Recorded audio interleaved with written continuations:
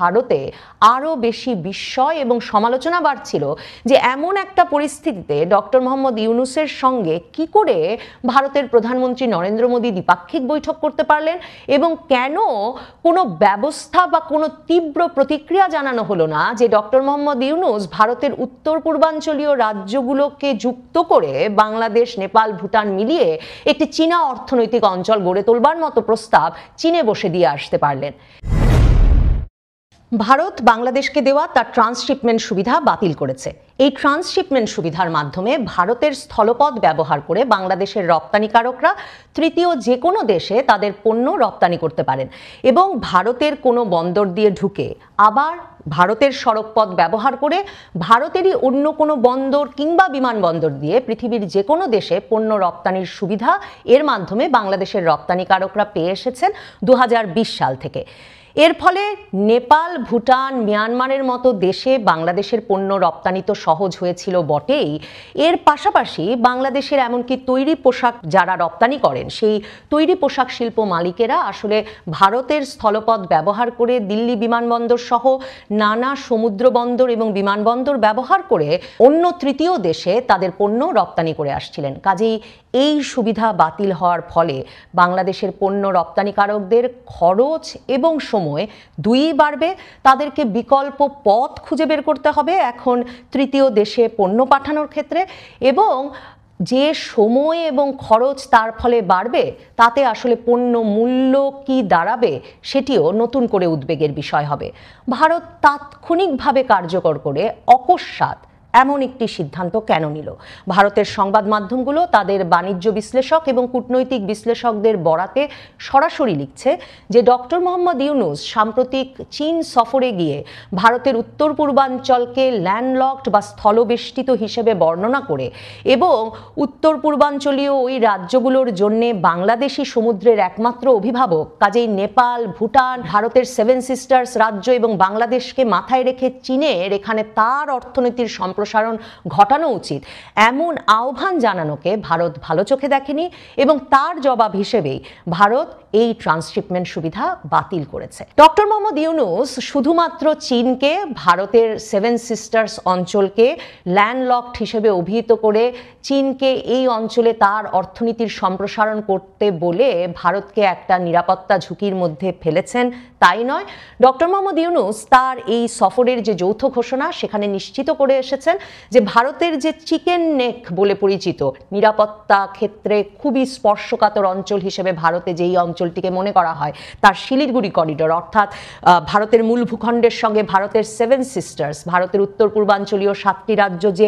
অপ্রশস্ত একটি পথের মাধ্যমে সংযুক্ত, তার খুব কাছে তিস্তা মহাপরিকল্পনা বাস্তবায়নের দায়িত্ব বাংলাদেশ এই সফরে চীনকে দিয়ে এসেছে। শুধু তাই নয়, বাংলাদেশ বলছে যে চিকেন নেকের খুব কাছে, শিলিগুড়ি করিডোরের খুব কাছে বাংলাদেশের লালমনিরহাটে একটি বিমান ঘাঁটি তৈরি করতে যাচ্ছে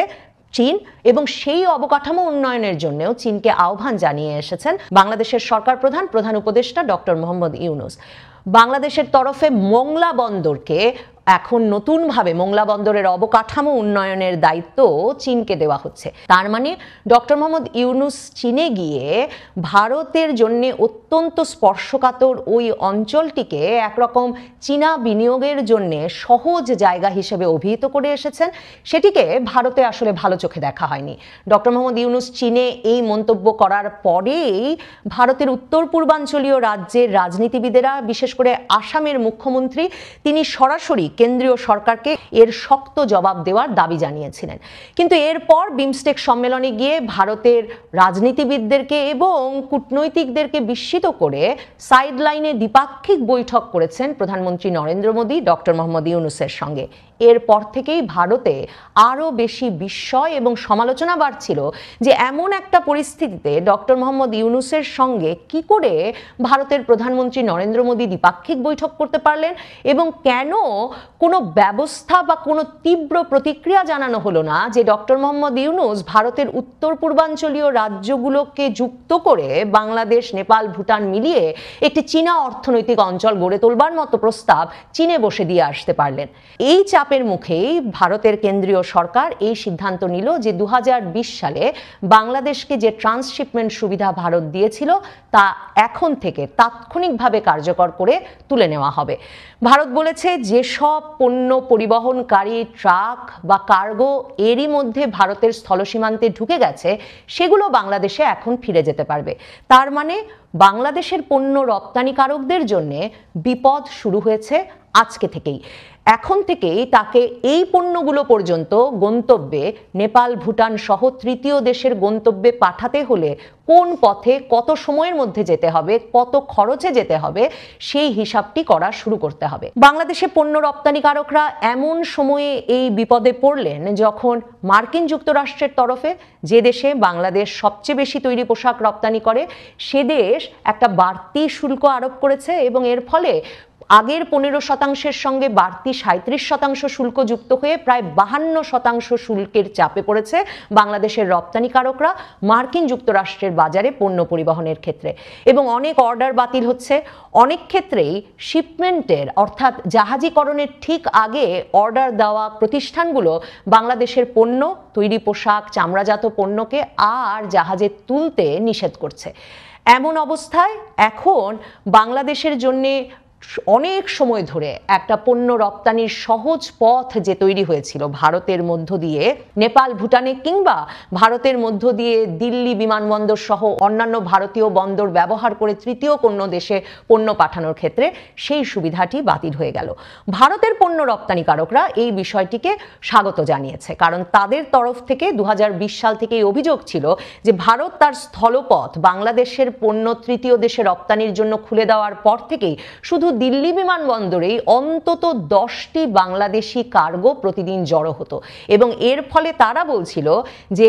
ভারতের পণ্য রপ্তানিকারকদের বাংলাদেশি পণ্য রপ্তানিকারকদের সঙ্গে ভারত থেকে অন্য দেশে পণ্য পরিবহনের ক্ষেত্রে পরিবহন সুবিধা এবং খরচ নিয়ে দর কষাকষির মধ্য দিয়ে যেতে হতো, একটা প্রতিযোগিতার মধ্য দিয়ে যেতে হতো এবং তাদেরকে ভাগাভাগি করতে হতো অন্য দেশে পণ্য পরিবহনে ভারতের যে ক্যাপাসিটি আছে সেই ক্যাপাসিটি। এখন ভারতের পণ্য রপ্তানিকারকরা বলছেন বাংলাদেশের কার্গো যেহেতু আর ভারতের বন্দরগুলো দিয়ে রপ্তানি হবে না, কাজেই ভারতের বন্দরে যেসব পণ্য রপ্তানির ক্যাপাসিটি আছে তার পুরোটি তারা ব্যবহার করতে পারবেন। বিশেষভাবে দিল্লি বিমানবন্দরের ক্ষেত্রে এটি তাদেরকে একটা বাড়তি সুবিধা দেবে।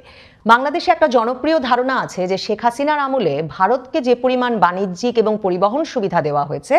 ভারত বাংলাদেশকে পাল্টা কোনো সুবিধা দেয়নি। ভারত বাংলাদেশকে দেওয়া একটা বড় সুবিধা হিসেবে দেখে এই ট্রান্সশিপমেন্টকে এবং 2020 সাল থেকেই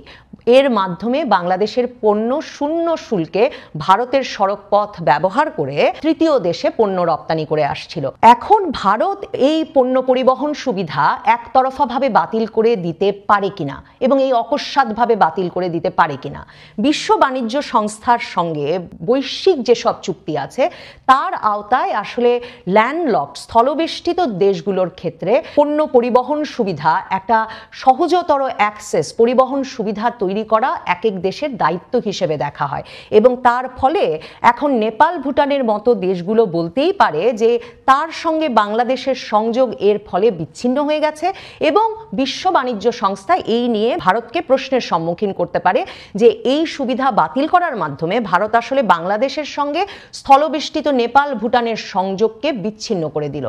তবে নিশ্চিতভাবেই বিশ্ব বাণিজ্য সংস্থায় গিয়ে এই অভিযোগ তোলার পর বিশ্ব বাণিজ্য সংস্থা আবারও এই দেশগুলোর সঙ্গে আলোচনা বিচার আচার করে কতদিনে এই সমস্যার সমাধান করতে পারবে তা বলা অনিশ্চিত। এবং বাংলাদেশের সঙ্গে ভারতের সম্পর্ক যখন এ ধরনের তিক্ততায় পর্যবেসিত হয়েছে যে ভারত সরাসরি এ ধরনের বাণিজ্যিক শাস্তিমূলক ব্যবস্থা নেওয়ার প্রয়োজনীয়তা বোধ করেছে, তখন নিশ্চিতভাবেই বলা যায় যে এই মুহূর্তেই বাংলাদেশ সরকারের কোনো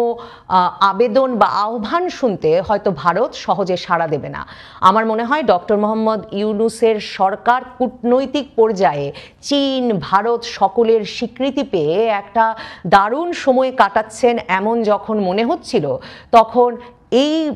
ভারতের এই সিদ্ধান্ত তাকে বিব্রত করবে, বিপদে ফেলবে এবং বাংলাদেশের পণ্য রপ্তানিকারকরা এরই মধ্যে মার্কিন বাড়তি শুল্ক আরোপের ফলে যে চাপে ছিলেন তার সঙ্গে এই চাপ যুক্ত হয়ে তারা বাংলাদেশের সরকার প্রধানকে